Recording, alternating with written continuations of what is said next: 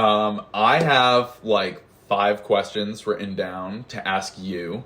The directed study is all about interviewing people from different parts of the built environment and people that interact with everything from plumbing to HVAC to electrical to structural engineers.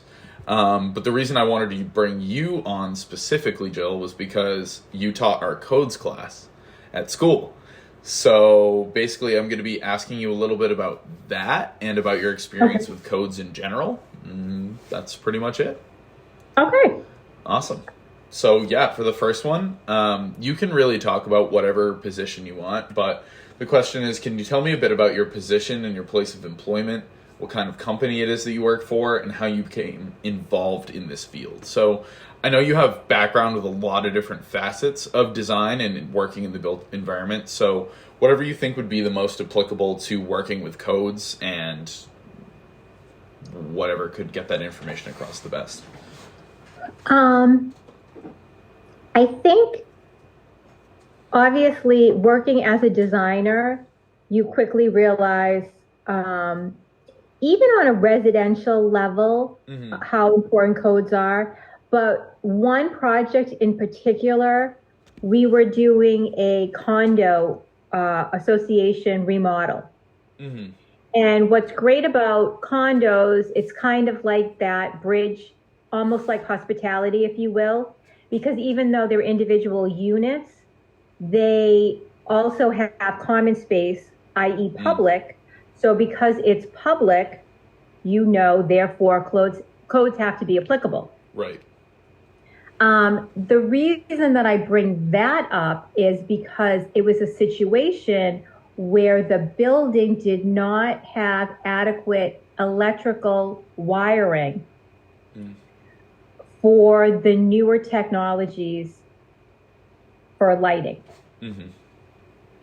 And the association didn't want to bring the electrical up to code. And at that point, you start to realize how important codes are, right? But really we expanded my knowledge. And again, through working, you obviously are dibbling here, dibbling there, depending on your project. But looking back at how I got into teaching, which is really where I kind of brought the knowledge, the working knowledge, in addition to studying for the NCIDQ. And it was kind of one of those, so again, let me back up. I never thought that I would teach. Really? If you would ask me, would I ever teach, I would have told you absolutely positively no. I went to an ASID function and I met some woman named Rose. Yep. And you and I both know that Rose has this way of making you do things that you don't think you are capable of. So I started to teach when we were at Mount Ida. Right. And as I was teaching, she realized I didn't have my NCIDQ. And she said, you need your NCIDQ. So I designed my codes course really as a study guide for me. That's cool, actually. Yeah. Because I have heard that the best way to learn information is to teach it. And to be the expert on it. You can improve your own knowledge on a topic just by regurgitating information to people that you've gleaned from other sources. Yeah. And again, talking to other professionals, obviously talking to Rose and setting up the course, you realize how much studying goes into it. And in addition, it forced me, because I had to stand in front of you guys and as you said, regurgitate all this information, but answer all your questions. Right. Of course, there's going to be answers that I just, that I don't know, that I'll have to, we'll have to look at that. We'll have to look at this. But overall, that's how I designed the codes course as a study guide so that I can start, at least for the fundamentals piece of the NCIDQ. Right. Great. For the next question, did you attend college or university? And if so, which one did you attend? And did you complete your degree? Is your degree related to your field also? Oh, I've attended so many. So I started at Bentley. Yep. In finance. Then I went to Northeastern to get my MBA, and then I went to NESAD for my master's in interiors. And I completed all of them. Yes. I figure once you complete like one and go back for another, you're pretty much guaranteed to like, not the type of pattern you would see where somebody was like, oh, I'm going to try, but yeah. That's great. No. Awesome. In your day-to-day work life, so your teaching life, what were some things that you were doing to prepare for the class? Like, I know that you were referencing the NCIDQ study materials probably, and did you have help from like coworkers? Like, was Rose in assistance or anybody else? Yeah, like I said, I had spoken to, you know who I really relied on a lot are the contractors in the field. Because they're the ones that really deal with the codes. Right. We basically say on paper, but they actually take it and put it in, right? So, just talking to them, I had worked with a local builder in my town for years and years and years. And when I was going through all this, I was kind of like, okay, so this makes sense, right? Like, and he's like, of course it does. And then obviously Rose being the best soundboard we have, making sure that all of the projects, all of the quizzes or exams kind of also went back to the fundamentals that we all felt you as students needed to pass the fundamentals exam. Because that's what that really does. It's really looking at the fundamentals, and you'll eventually see, because the professional multiple choice ones deals a lot with contracts, and really that's where professional practice kind of falls in. So you start to see the different pieces of the exams. Right. Awesome. You mentioned that as a designer, dealing with codes is more so just on paper than anything. Have you ever been asked to like go back and revisit a site with a contractor to like do walkthroughs and look at codes and stuff like that? Or how do they approach you if they have issues?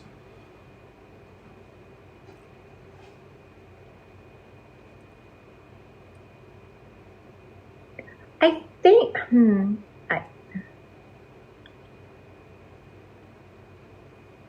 most of them really, it's kind of, we talk about it, up front. I can't remember if there's ever an instance that they had to stop because they had a code question. Right. So I think if it's something that they didn't even and maybe it's just because I've lucked out with the contractors that, they are very well versed, not only in their profession and practice, but in the codes as well. But it's kind of, you kind of know, it's kind of when you start to figure out who you want to work with, you figure out the people that you really want to work with. And it's almost like that interview process, and you quickly assess how much information they know. So I guess I've been very fortunate enough that I've never had an experience where things had to shut down due to a code question. That's good. Yeah, definitely good to avoid shutting down the process. Cool. So, in working in the built environment, were there any struggles you did face that were at that were caused by like other industry involvement, or like times where you had to stop designing based on something that happened in your company, or any impediments that like occurred in the design process?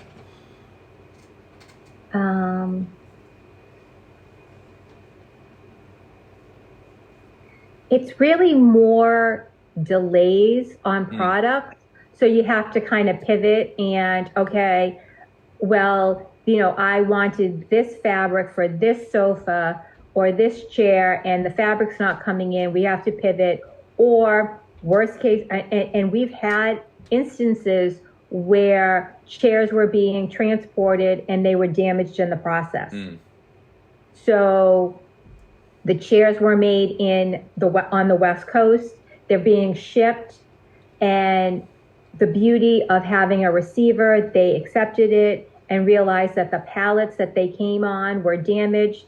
When they went to inspect, the whole frame was damaged. The manufacturer obviously stepped up, but it delayed the finished product. Right. So some of those instances will always arise. And again, we saw the biggest problem, i.e. the pandemic, right? I was working on a kitchen design and couldn't get appliances. Yeah. So even though the contractor had time budgeted, there was nothing for him to do. And then when we had product, he was busy. So, time management doesn't always work because, again, you have things that are just outside of your control. Mm-hmm. And then you have small businesses that you're going to, or eventually you'll see, that don't understand why their old sofa can't be used in the office. And you try to explain that, well, there's codes, i.e. this furniture, seating, filling, fabric doesn't pass Cal 131. Or so, and they're like, what do you mean it doesn't pass Cal? They don't seem to care. It's free. Right. And then you try to explain to them that, well, in worst case scenario, i.e. fire, this thing will go up like that. Yeah. So those small businesses were very hard. Sometimes were very difficult because they didn't want to spend the money, but you were trying to educate them. But at the end of the day, it's still their decision. Right. Just like a lot of resistance from that particular. Yes. I can see that, especially with clients that don't necessarily work or understand every facet of the field. It can be difficult to have to not only explain the codes to them, the people that aren't part of the built environment, and also like convince them, like, I'm not kidding. Like, it's not me being like, I don't like the couch, you need to buy a new one. It's more so the law requires you to have a couch that won't burn down your hat store. Design side, exactly. And just walking through with the same client, we would walk through, and we know that a public corridor has to be 44 inches wide. And yeah, it was, but then they had all this stuff in it. So it's like, no, this has to be your egress. Right. And they were like, what are you talking, like, no. So I think the struggle with the larger companies, they don't want to pay for it either, but they understand. Yeah. Where the small companies, like the small office, and this one happened to, and here's the kicker. Are you ready? This small office that we did, they were attorneys.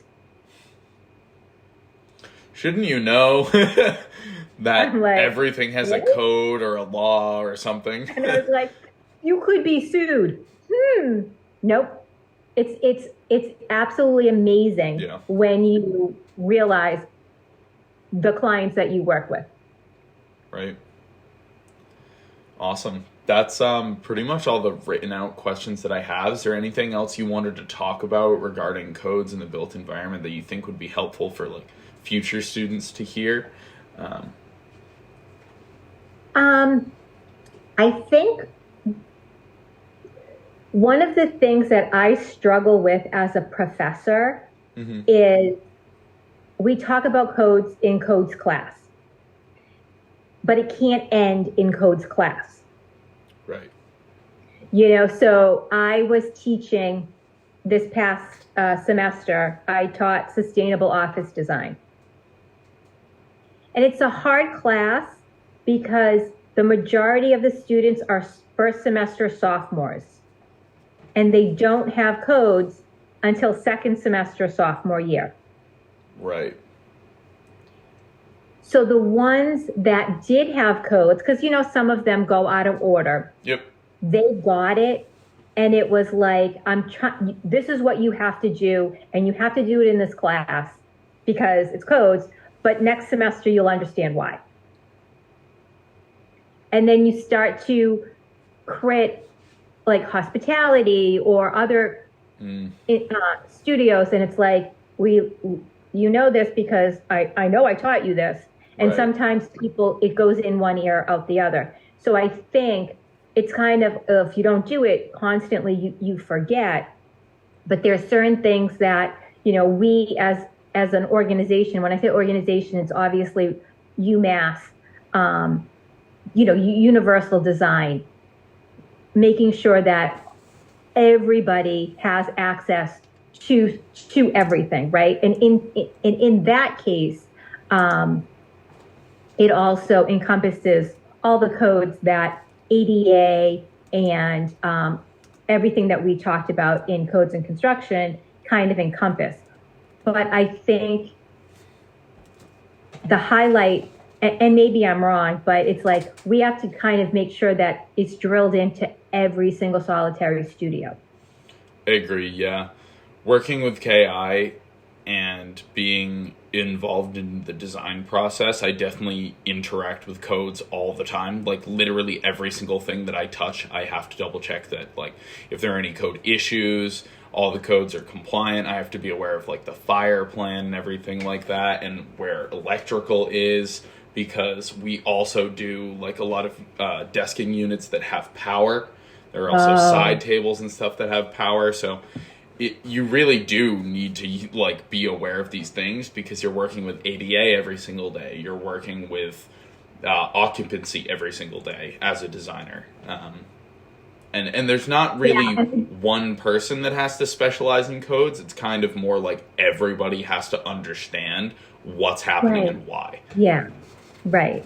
And I think that the other thing that I struggle with, and I also teach at Endicott as well, and it's so funny because I had a conversation today about it, is some of my students come up to me and say, you're one of the only professors that talk about the NCIDQ. And I'm like, what? You go Shouldn't to school. They all? Well, that's what I said. I said, shouldn't we all be like, because you spend all this time and money getting a degree, and you want that certification that says that you're a professional, that you understand the codes, that you understand contracts, that you understand space relations, and for lack of a better word, that you're more than just a decorator. Right. So I also think that as a faculty, I think we should all stress the fact that the NCIDQ is an important part of, it's an extension of your education, and everybody should be at a point that I'm going to sit for it within X amount of years after I graduate, if not right after. Right. So awesome. Now I'll get off my soapbox. Well, thank you so much for taking the time to meet with me and do the interview. No I problem. appreciate it.